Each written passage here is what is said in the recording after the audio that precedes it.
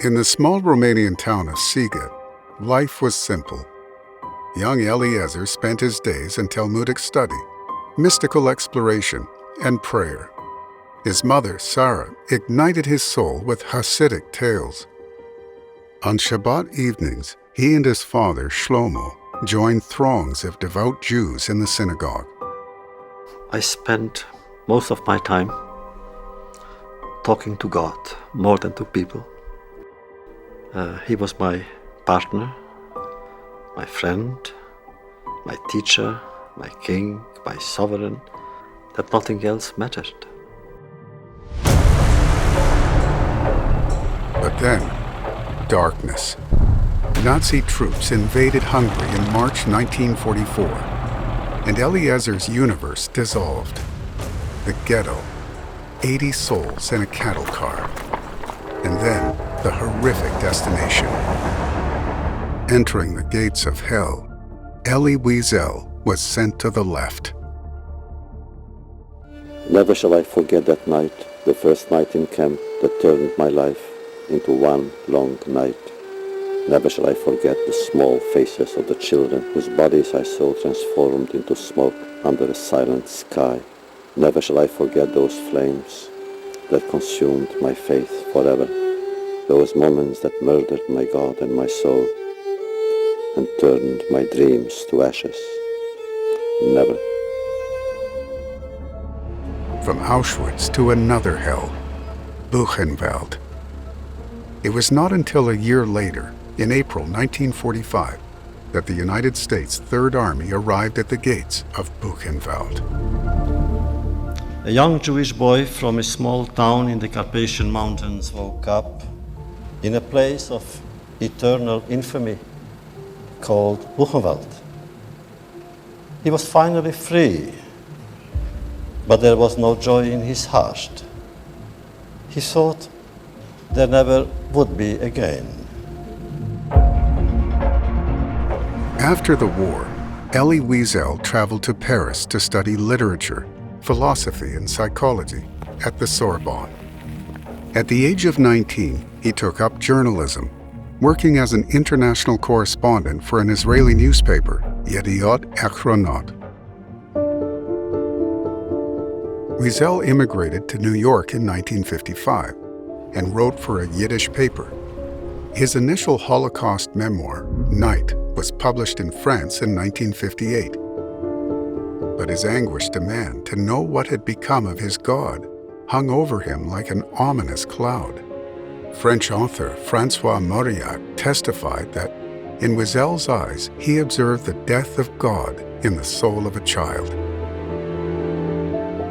Meanwhile, in nearby Brooklyn, Rabbi Menachem Mendel Schneerson, who suffered tragic loss as a result of the Holocaust, had assumed leadership of the Chabad movement and was rebuilding a world.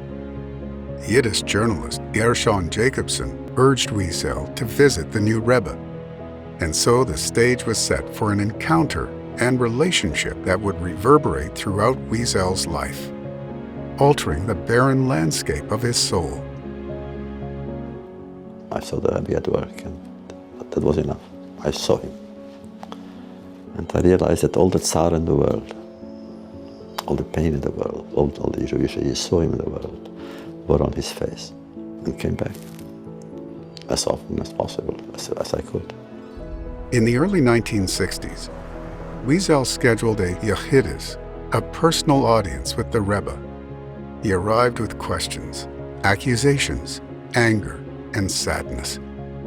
"Rebbe," I asked, "how can you believe in God after Auschwitz?" He looked at me in silence for a long moment, his hands resting on the table. Then he replied in a soft, barely audible voice, "How can you not believe in God after Auschwitz? Hadn't man abdicated his privileges and duties?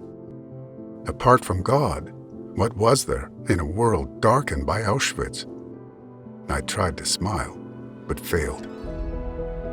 Reflecting later in life, Elie wrote, "That was a turning point in my writing, that simple dialogue. The dialogue continued for years. Wiesel's anger smothered his belief.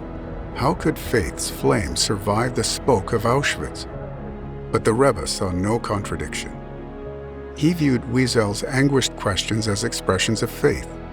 In a remarkable April 1965 letter to Wiesel, the Rebbe articulated his proposed prosecution of God. The complaint, "Shall not the judge of all the earth do justice?" can be authentic and can have its proper force only when it breaks forth from the pain-filled heart of a deep believer. So long as the question is asked with integrity, it is logical that such a deep feeling can come only from the conviction that true justice stems from something higher than both human intellect and human feeling.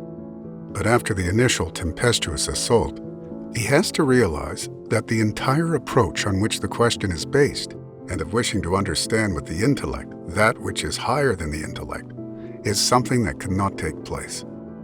Moreover, he must, after a rattling outrage and a thorough grieving, ultimately come to the conclusion, "Nevertheless, I believe Ani Maamin." On the contrary, even more strongly. The Rebbe insisted that a Jew can prosecute God for Auschwitz, but to do so, we must believe that God is there, and that God is inherently benevolent. In his subsequent memoir, All Rivers Run to the Sea, Wiesel restated his position on questioning God. "I have never renounced my faith in God. I have risen against his justice, protested his silence, and sometimes his absence.